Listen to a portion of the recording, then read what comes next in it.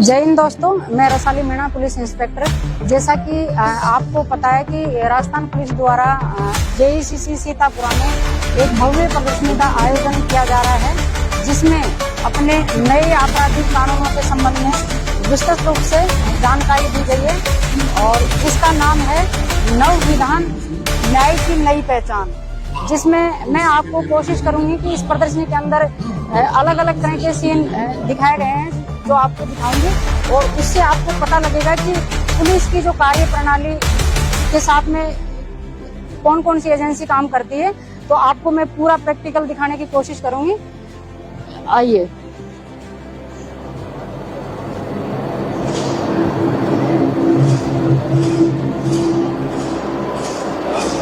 जैसा कि दोस्तों आप देखेंगे कि प्रथम जो आप सेंटर देख रहे हैं, ये अभय कमांड सेंटर है, जिसमें किसी भी पीड़ित के साथ में कोई घटना घटित होती है तो यहाँ पे कॉल आता है और उसको तुरंत रेस्पॉन्स दे करके संबंधित थाना क्षेत्र में 112 पुलिस की गाड़ी है जो तुरंत जहाँ घटना घटित होती है वहाँ पहुँचती है और पीड़ित को हर संभव तरीके से जांच करके मौके पे सहायता प्रदान करने की पूरी कोशिश की जाती है।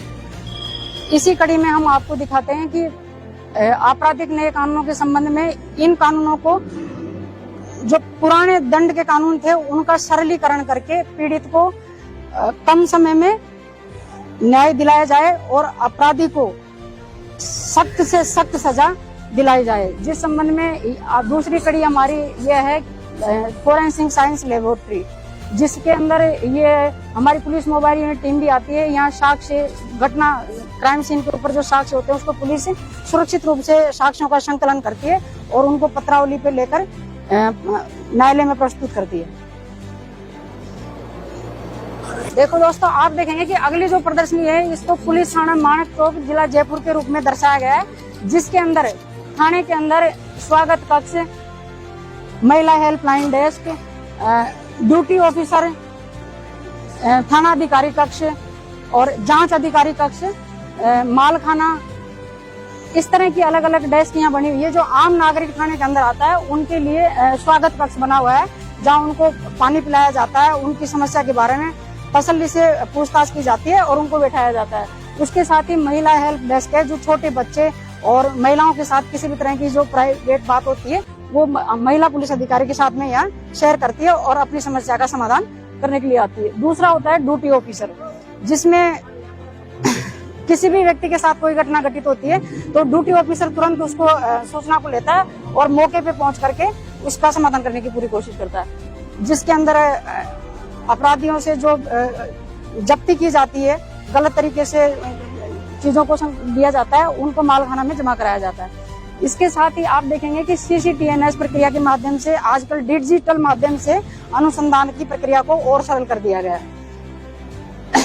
आप आगे देखेंगे कि ये अनुसंधान कक्ष है, जिसमें अलग अलग अनुसंधान अधिकारी जिनके पास में जो केस होते हैं उनका अनुसंधान करते हैं। साथ में ये बंदी गृह है, महिला बंदी गृह और पुरुष बंदी गृह। ये एक पूरा थाने का सीन है, जिसमें आप देख सकते हैं कि किस तरह पुलिस के द्वारा थानों में काम किया जाता है, किस तरह आम आदमी को यहाँ आकर के उनको सुरक्षा दी जाती है, उनकी समस्या का समाधान किया जाता है। तो मैं आप सभी से अपील करूंगी कि आप इस प्रदर्शनी का विजिट करें, यहाँ आए और अपने बच्चों को, माता पिता को और युवाओं को यहाँ आकर के इसको देखना चाहिए कि किस तरह से रचनात्मक रूप से नाट्य के रूप में इस पूरी प्रक्रिया को यहाँ दिखाने का प्रयास किया गया है। आगे दिखाते हैं आपको दोस्तों। ये एक हॉस्पिटल का सीन है, जिसके अंदर अब पहले जैसे सिपाही तहरीर लेकर के अस्पताल जाता था, लेकिन अब उसको दोबारा हॉस्पिटल जाने की जरूरत नहीं पड़ती। डिजिटल माध्यम से उसको थाने पे, मेडली पार पे उसको अपन देख सकते हैं और रिपोर्ट हम प्राप्त कर सकते हैं। फोरेंसिक मेडिसिन एंड टेक्नोलॉजी के माध्यम से पोस्टमार्टम की प्रक्रिया यहाँ की जाती है और उसी के साथ ही अस्पताल के अंदर ये आप देख सकते हैं इस तरह के अलग अलग वो बने हुए हैं, जिसमें मेडली पार कक्ष होता है। मेडली पार कक्ष के अंदर ये जो तहरीर दी जाती है उसको बार बार पुलिस का भी समय बचता है और तुरंत उसको ऑनलाइन कंप्यूटर पे देख करके उसको रिसिप्ट हम प्राप्त कर सकते हैं। इसके साथ में आप देखेंगे कि राज्य विधि विज्ञान प्रयोगशाला राजस्थान जयपुर FSL टीम है, जिसके द्वारा हमें अनुसंधान में पुलिस को सहयोग प्रदान करती है। जो साक्ष्य संकलन करके हम जांच हेतु FSL में भेजते हैं, उनकी यहाँ जांच परीक्षण होता है और उसके बाद में पुलिस को इसमें सहयोग मिलता है, रिपोर्ट प्राप्त करके और अनुसंधान पत्रावली पे लिया जाकर न्यायालय में प्रस्तुत किए जाने की प्रक्रिया इसमें चलती है। इसके साथ ही आप देखेंगे अभियोजन कार्यालय, जिसमें गवर्नमेंट एडवोकेट होते हैं जो पीड़ित के लिए, पीड़ित को सहायता दिलाने के लिए पीड़ित के पक्ष में वो पैरवी करते हैं। साथ ही आपको दिखाते हैं अब डिजिटल माध्यम से ई सम्मन, आपको सम्मन ऑनलाइन आपके फोन पे, व्हाट्सएप, फेसबुक उस पर प्राप्त हो जाएगा। तो ये समय की बचत करते हुए इसको इसमें दर्शाया गया है।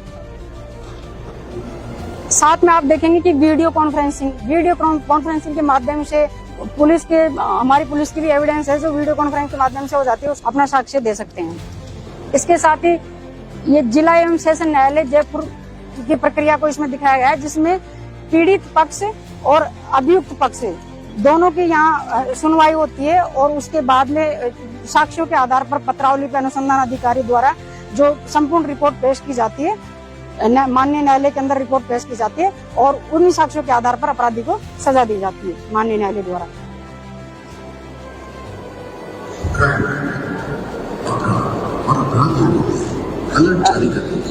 आगे हम देखेंगे ये जेल अधीक्षक कारागार है, जिसमें वीडियो कॉन्फ्रेंसिंग, अब पहले अभियुक्त को, मुलजिम को पेशी पे ले जाया जाता था फिजिकली गाड़ी में बिठा करके, लेकिन अब जेल के अंदर से ही मुलजिम की वीडियो कॉन्फ्रेंसिंग हो जाती है, जिससे समय की बचत होती है और पीड़ित को न्याय मिलने की पूरी संभावना होती है। ये देखिए दोस्तों, ये कारागार है जिसमें अपराधी को सजा होने के बाद में इस तरह कारागार में उसको रखा जाता है और ये पूरा इसका e prison video conferencing barrack, इसको बैरक बोलते हैं, जिसमें मुलजिमों को ठहराया जाता है।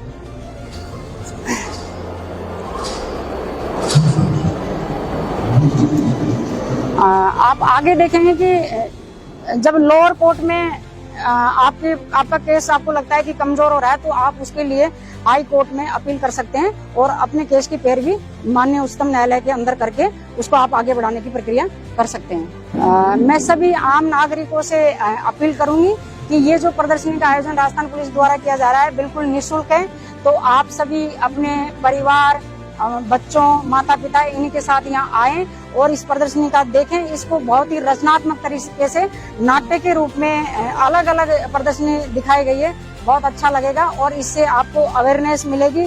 जो नए जो कानून है उन कानूनों का सरलीकरण करके और पीड़ित को जल्दी से जल्दी न्याय दिलाना, मुलजिम पक्ष को सख्त से सख्त सजा, कम समय में सजा दिलवाने का प्रयास किया गया है। जैसा कि दोस्तों आप देखते हो कि स्कूल से, कॉलेज से बच्चे बहुत रुचि लेकर के आ रहे हैं और मैं आपको थोड़ा सा बताती हूँ, बच्चों से बात करती हूँ। क्या नाम है आपका? नेहा। कौन से स्कूल से आए हो? कॉलेज से हम। कौन से कॉलेज से आए? खंडेलवाल। Very good. तो ये खंडेलवाल कॉलेज से पधारे हुए स्टूडेंट्स हैं। तो मैं आप सभी से अपील करती हूँ कि जितने भी स्कूल संचालक हैं, कॉलेज संचालक हैं, तो अपने स्टूडेंट्स को यहाँ विजिट कराएं, उनको दिखाएं और इनको जागरूक, नए कानूनों के संबंध में अधिक से अधिक जागरूक बनाएं। वेपन फायरिंग सिमुलेटर है जहाँ हर व्यक्ति आकर के फायरिंग का अनुभव ले सकता है कि किस तरह से फायरिंग बट पर फायरिंग की जाती है, किस तरह से निशाना लिया जाता है। तो आप आकर के इसका पूरा लाभ उठा सकते हैं। फायरिंग पे ये देख सकते हैं वेपन फायरिंग सिमुलेटर है, जिसमें महिला कांस्टेबल द्वारा फायरिंग अपनी बारी का इंतजार कर रही है। मुझे आशा है कि आपको ये समझ में आया होगा, तो आप इसको देखते हुए थोड़ा सा प्रयास करेंगे कि इस प्रदर्शनी का विजिट करें। और राजस्थान पुलिस का लोगो है सेवार्थ कटिबद्धता, तो इसको कायम रखें, पुलिस को सहयोग करें और इस प्रदर्शनी का विजिट करें।